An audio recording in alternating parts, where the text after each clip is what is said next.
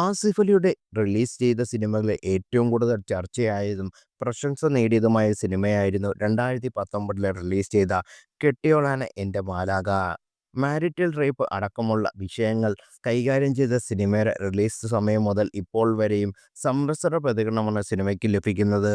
Rape പോലുള്ള ക്രൂരമായ കാര്യങ്ങൾ ചെയ്യുന്നത് സിനിമയിൽ നോർമലൈസ് ചെയ്യുന്നതായി തോന്നിയെന്ന അഭിപ്രായങ്ങൾ ഒരു വിഭാഗത്തിനുണ്ട്.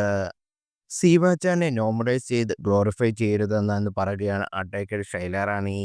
ഇത്തരം സിനിമകൾ സമൂഹത്തിൽ എത്തുമ്പോൾ റേപ്പ് പോലുള്ള നോർമലൈസ് ചെയ്യുന്നത് പോലെയാണെന്നും ഷൈല റാണി സമകാലിക മലയാളത്തിന് നൽകിയ അഭിമുഖത്തിൽ പറയുന്നു. നമ്മൾ എല്ലാവരും കൂടി അടുത്തിടെ ആഘോഷിച്ച ഒരു സിനിമയായിരുന്നു കെട്ടിയോളാൻ എൻ്റെ മാലാഖ.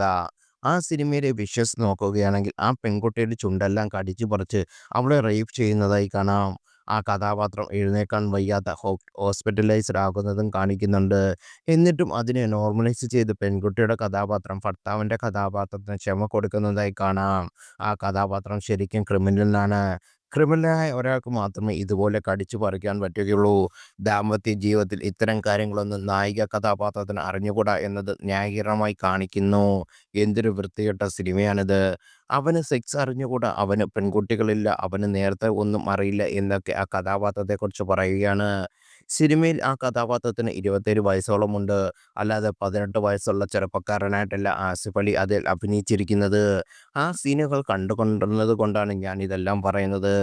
ആ കഥാപാത്രം അത്രമേൽ ക്രൂരമായി ആ പെൺകുട്ടിയെ റേപ്പ് ചെയ്ത് ഹോസ്പിറ്റലൈസ്ഡായി അവൻ പിന്നീട് നല്ല പിള്ളയാകുന്നു. യഥാർത്ഥത്തിൽ ആ കഥാപാത്രം ക്രിമിനലാണ്.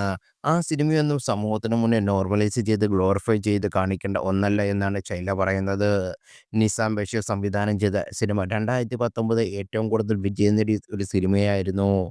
ആസിഫ് അലിയുടെ കരിയർ ബെസ്റ്റ് റോളുകളിൽ ഒന്നായിരുന്നു കെട്ടിയോൻ എൻ്റെ മകനായിലെ ശ്രീവച്ചാൻ പ്രേക്ഷകരിൽ കാണുന്നത്. വീണ നന്ദകുമാർ, ജാഫർ ഇടുക്കി, ബേസിൽ ജോസഫ്, ഷൈൻ ടോം ചാക്കോ, സ്മിന്നു സിജോ, റോണി ഡേവിഡ്, മനോഹരി ജോയ് തുടങ്ങിയവരായിരുന്നു സിനിമയിലെ മറ്റു പ്രധാന വേഷം കൈകാര്യം ചെയ്തത്.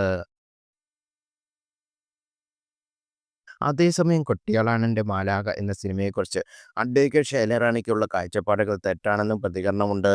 പണ്ട് കാലത്ത് മിക്ക സ്ത്രീകളും അനുഭവിച്ച യാഥാർത്ഥ്യമാണ് സിനിമയിൽ പറയുന്നത്.